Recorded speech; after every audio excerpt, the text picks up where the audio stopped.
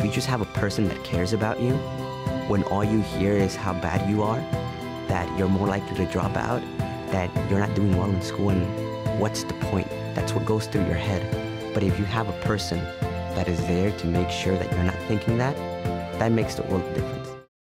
That's good stuff, and the man behind it is Dax Devlin Ross, Executive Director, After School All-Stars in New York and Newark. Good to see you. Pleasure to be here. Thanks for Describe having me. this program. So it's a comprehensive after-school program. We work mostly in Title I schools across the country. Describe Title I. Title I schools are schools that are identified as particularly serving low-income areas. So it's usually a federal standard for number of students or percentage of students who qualify for free or reduced lunch. So that's the basis upon which that judgment is typically made across the country. So if you know if the school is Title I, that means a certain percentage of their students, typically more than 75% of the students, qualify for free and reduced lunch, which is an indicator of low income status. What goes on in these programs? What goes on when kids get there? By the way, hours 3 to 6? 3 to 6 every day. What goes on? And why is 3 to 6 so important? Go ahead. Well, 3 to 6 is so important because that's the time of day when, we start to see juvenile crime spike. It's the time of day when parents are still working, but students are no longer in school because, so therefore, they're very susceptible to falling into things we don't want them to fall into, which is gangs, out of school activities that are not structured. So what we do is we provide academic support, which is homework help, which is STEM and literacy programs, also back up, enrichments. STEM and literacy, science, technology, education. I know, I use that acronym so much. And math. So why is that whole STEM thing so big for them? Because I think this particular group of students, the students that come from the backgrounds that we serve, are the students that don't often get the enrichment activities that will spark the interest, that will help catapult them into high school and college programs and ultimately into careers, which is where we see the gap mostly right now, is that there's a tremendous gap nationally around students of color in particular who are introduced to and pursuing careers in STEM fields. You teach them how to study. You teach them how to stay focused. Do you teach them anything about, because I'm a student of leadership, I'm a student of how it is that people lead themselves before they can lead anyone else. You teach them how it is they need to interact with others? Absolutely. One of the pillars of our program is servant leadership, and that is understanding that to whom much is given, much is expected. And that goes for our programs, our program participants. How do you teach that to kids? How do you teach that to kids? You engage them in service learning projects from the very beginning. You get them to understand. For example? So, for example, we do whether it's cleanups or whether it's care packages for other kids who might be less to have less than they do. So it's all those sorts of things during the holidays. It's when we run our basketball camps, it's cleaning up a basketball court, painting the basketball court that they're going to both play on and also have for other people. So it's anytime we do anything, we incorporate some portion of a servant leadership component. So it's in New York. Yeah. Bigger in New York than in Newark? I'd say right now we have a couple more schools in New York than we do in Newark, but Newark is definitely on the rise for us because we're partnering with the school system there and we're doing a lot of initiatives to help grow the program. And full disclosure, folks who know us, and you go on our website, which will come up in a moment, one of our programs called Stand and Deliver. We've been doing it for 16 years now. It's a leadership and communication program where we teach leadership and communication skills to young people. You see that website, it may say steveadubato.org, but when you go on, you'll see a big spot that says Stand and Deliver. We started it for inner city kids, mostly in Newark, because that's where I was born and raised.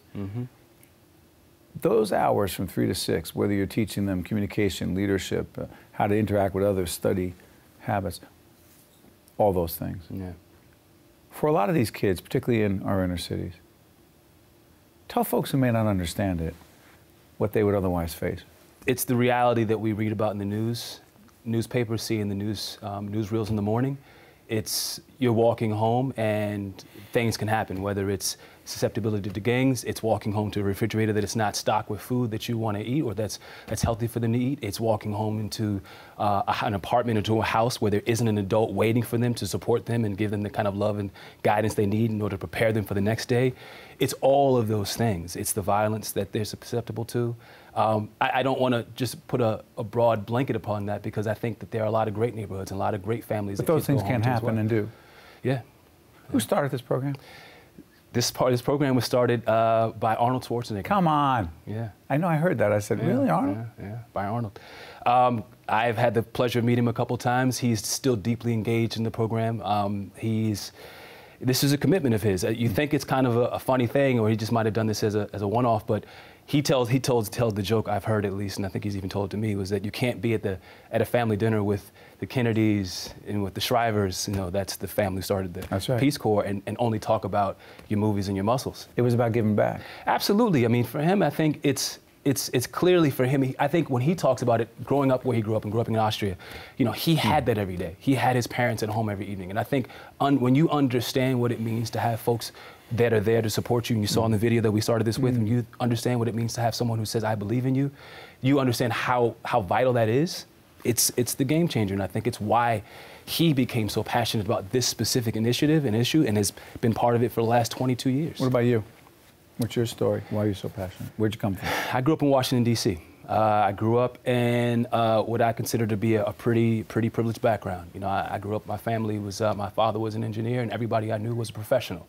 And we had every team you can imagine. I had soccer practice every day after school because Mr. Hughes, who was my soccer coach, would leave his job every day to be our coach, and we had assistant coaches. So I always had structured activity, and I never had to pay a dime for it, and they were always there. Saturday, Sunday to take us to games, Monday through Friday for practice. And that was where I got leadership, built all my best friends, my relationships, so I understand what it means to have that. And I just want to share it with others. What do you see in these kids? You see, for me personally, it's when I go to those schools and I spend time in my schools, I get a shot in the arm every time, because I recognize that they all appreciate it, but the light is there, the brilliance is there, the desire to really want to explore all the things that we talk about, whether it's science, technology, or it's sports, it's all there. They just need someone to really encourage, and keep pushing them. But it's all right there. The light is right. It's on. The investment. How much money are we talking? The investment is modest. I mean, I will say this. This morning I'm watching the news, and in New York City last year, the state spent about $22,000 per child. Our program costs about $1,300 for an entire year, 3 to 6 per child. Just do the math on that. It's for 50% more time, another 3 hours per day. We're talking another $1,300 per year per child. Yeah, let's talk about how much it costs to incarcerate someone for a year. That's a whole nother story. I tell folks we want to pay on the front end and pay on the back end. This isn't to make the assumption that every child is going to end up in that pipeline, but it is to say we can make a modest investment in this now, and we're having a hard time doing this because after school is often always cut. Or we can make a larger investment later on. Dax, before I let you out of here, as a student of leadership, people who know the series know I asked this question. Yeah. Two-parter. One, biggest leadership lesson you've learned so far in life is? Biggest leadership lesson easily is stick with it. Stay the course. Stay the course. Stay the course. How about when it gets hard? Stay the course. I think that's when you start to find out really who's by your side. You start to realize that miracles happen, that if you really believe in things, that doors start to open that you didn't imagine, and people start to open up and share with you their expertise and experience, but you have to stay the course. Finally, we're taping in mid-September, but in October you got a big fundraising event? Yeah, for World Trade Center, we're doing a stair climb event. So we're all about health and fitness for our kids, so we want to pass it along to our supporters. We're going to have a great party at the top of the World Trade Center, and we're really looking for climbers, we're looking for volunteers.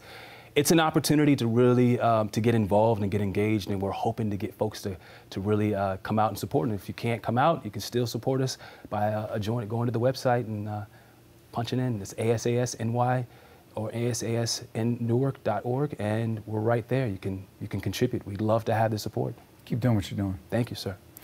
Dax Devlin Ross, Executive Director, After School All-Stars in New York City and Newark. Thank you so much. One-on-One with Steve Adubato has been a production of the Caucus Educational Corporation, celebrating over 25 years of broadcast excellence. Funding for this edition of One-on-One with Steve Adubato has been provided by New Jersey Resources, Steve and Elaine Pozicki, the New Jersey Education Association, the Northward Center, Investors Bank, New Jersey Sharing Network, and by Choose New Jersey. Transportation provided by Airbrook Limousine, serving the metropolitan New York, New Jersey area.